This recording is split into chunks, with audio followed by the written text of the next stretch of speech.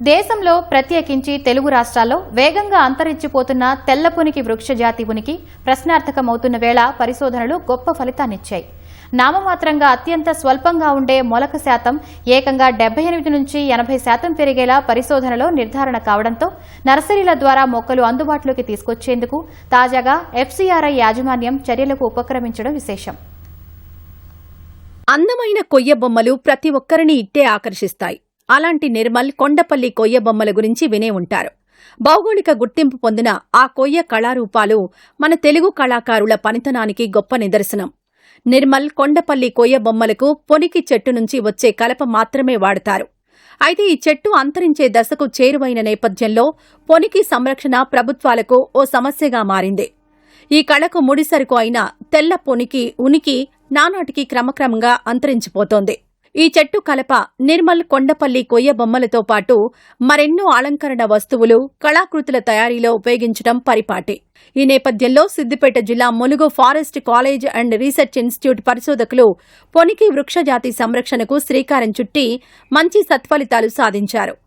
విత్తనం మొలక శాతం పెంపు, పునరుత్పత్తిలో అమోఘ విజయం సొంతం చేసుకున్నారు.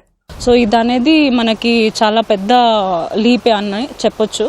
అదే కాకుండా మేము టిష్యూ కల్చర్తో కూడా ట్రై చేస్తున్నాము. సో అది ఆల్మోస్ట్ లైక్ మేము కూడా ఒక 40% వరకు సక్సెస్ వచ్చింది.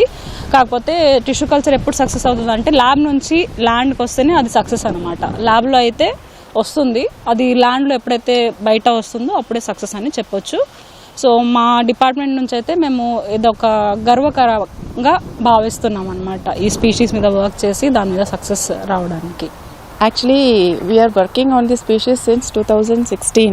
So it is almost like 8 to 10 years we have developed, tried different methods of germination, and finally like I have an MSc student. MSc student ki a topic is some, and she has really worked on it, and she has successfully come out with one of the treatments which is giving 75% germination, and we have applied for patent also. That is the progress. Hyderabad సమీపంలో ఉన్న ఈ సంస్థ కొయ్య బొమ్మల తయారీ కోసం వినియోగించే పొనికి చెట్ల పునరుత్పత్తికి సంబంధించి శ్రీకారం చుట్టి అద్భుత సత్ఫలితాలు సాధించింది.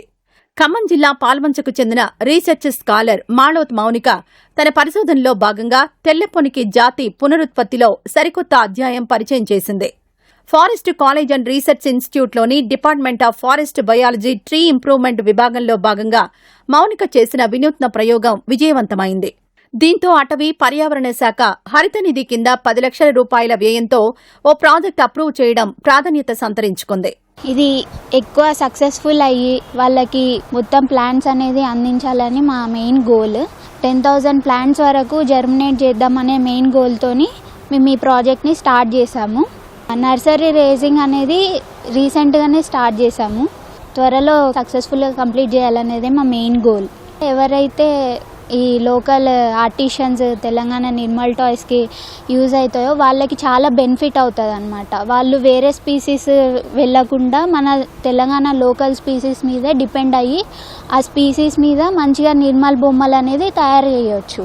నిర్మల్ కొయ్య బొమ్మల యొక్క విత్తనాల యొక్క జర్మినేషన్ 7 నుంచి 8% కూడా ఉండదు. దాని కారణంతో వాటి యొక్క రీజనరేషన్ ప్రాపర్గా లేకపోవడం వల్ల, ఓవర్ ఎక్స్ప్లాయిటేషన్ ఆఫ్ వుడ్ అవ్వడం వల్ల అడవుల్లో సఫిషియంట్ నంబర్ ఆఫ్ ట్రీస్ ఉండడం లేదనమాట. ప్రజెంట్ దాని యొక్క జర్మినేషన్ 7 నుంచి 8% ఉండేటువంటి జర్మినేషన్ని 70 నుంచి 75% వరకు తీసుకొచ్చారు.